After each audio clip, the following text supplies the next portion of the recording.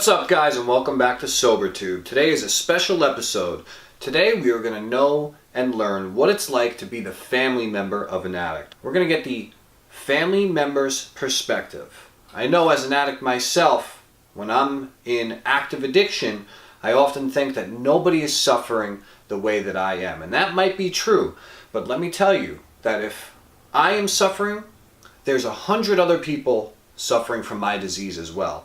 My mom is suffering, my girlfriend is suffering, my nieces and nephews are suffering. Every single person suffers from this disease in their own way. And this is truly a family disease.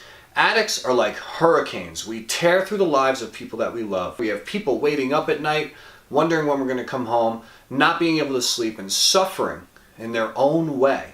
And the one thing is, an addict like myself, when I finally get high, I get to pass out. My mom never got to fall asleep the way I did because I was high and I was able to just drift away and just turn the world off. My mom never got that pleasure. My mom could stay up all night worrying.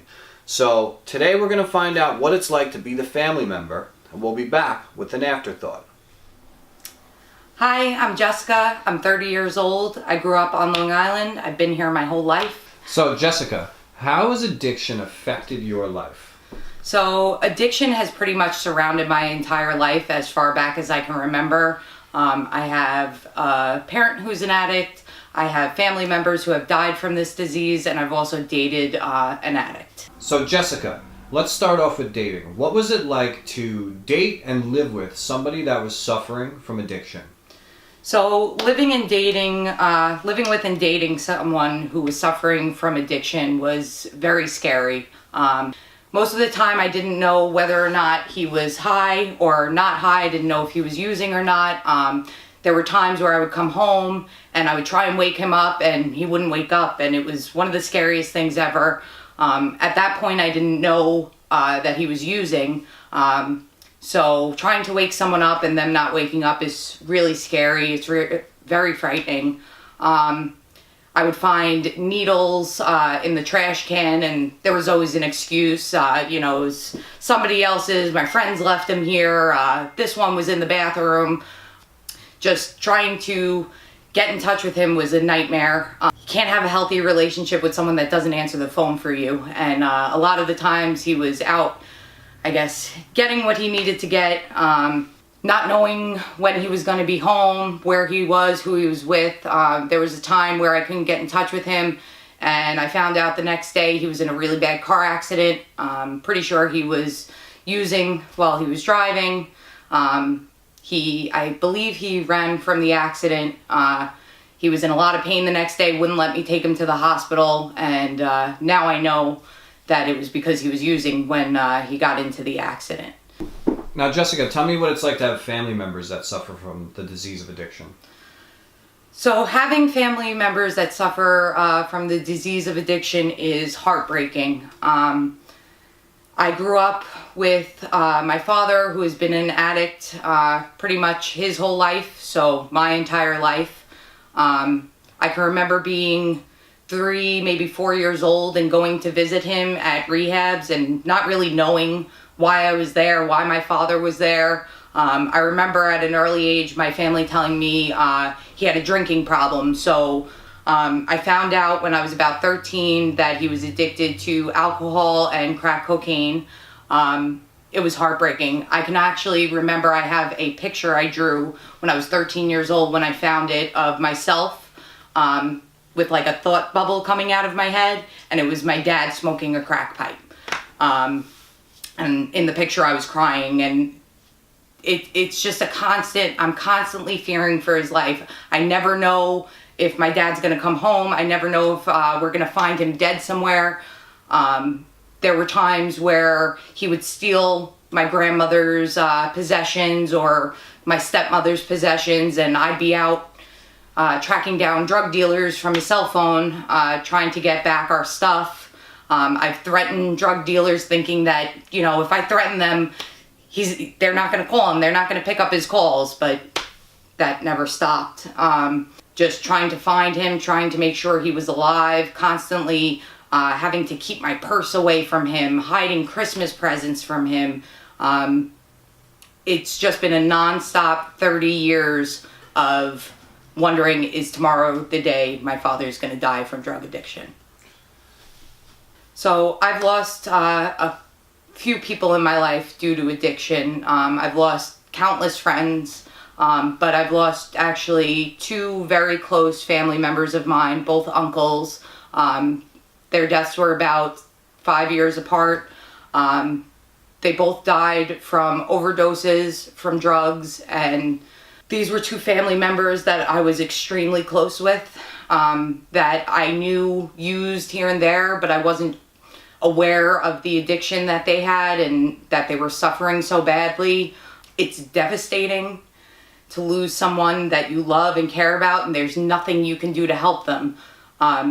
Getting the news with my most recent uncle that passed away from an overdose. I had just gotten back from the best trip of my life to Ireland. The next morning I woke up and I received a phone call that I needed to get my mom in the car and we needed to get to the hospital quickly, that my uncle was found unresponsive and it didn't look good. And I remember walking into the hospital and just watching my other uncles and my aunts with their hands on their heads just shaking and screaming and crying, and it was a loss and a pain that I could never ever explain to anyone. It felt like someone literally ripped my own life out of me. It's horrible. So would you say that the family member suffers just as bad, if not worse, than the addict does? I would absolutely say that the family member of an addict suffers worse, the same if not worse, from the family member's addiction. It's hard to separate your own life from your family member's life. So when you know that someone in your family is going through these issues and you want to help them and you want to give them your strength and you can't, it's heartbreaking. Now, on the brighter side of things, have you ever seen anybody recover? And if so, what did that person do to recover? So on a brighter note, I have seen a number of addicts recover, specifically my boyfriend that I spoke about earlier. The way he recovered, he went into a rehab and he learned about AA, CA, HA, the anonymous programs, and the 12-step program. Everyone that I've seen that has been successful in recovery goes to meetings every day, does a 12-step program, continually works on their program. So once they're finished with their 12 steps, they get sponsees, and they're constantly working for their recovery. And it's just an amazing thing to watch and see. What advice could you give to somebody right now that's sick and suffering? Advice I would give to someone right now who's sick and suffering is to walk into a meeting and open yourself up to the possibility that you can get clean and you can recover.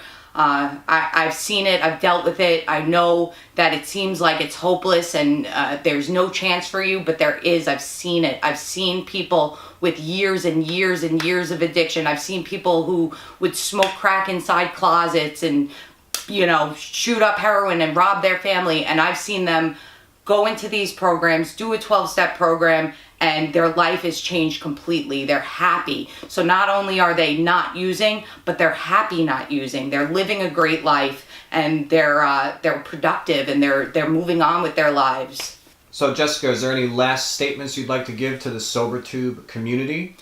So as I'm leaving you guys, just what I'd like to say is, if you're a family member of an addict or a spouse of an addict, I know it's hard, but be there for them. Let them know that you're open when they're ready for help, and you'll be as supportive as you can. I would suggest going to Al-Anon meetings. There are meetings out there for family members who are suffering from addiction, and it's really important that you see what steps need to be taken, not only for yourself, but what they're going to be going through. And I think it's really helpful to do your own program and get yourself healthy so that you can be there to support the addict in your life. All right, that's it. Bye, guys. Wow, welcome back, guys. That was a lot. You could see the pain in Jessica's eyes when she spoke about her experience with addiction and how it has affected her in a different way than it affects me when I'm using. I grew up with the father who was an alcoholic, And I remember always just being confused. And I never knew which version of my dad was going to come home. I never knew if I was going to get happy dad, angry dad, too drunk to walk dad, or dad that ignores me. I didn't know what was going to happen. I didn't know if he was going to be able to pay the bills. I didn't know if we were going to have electric that week. I didn't know if the water was going to work.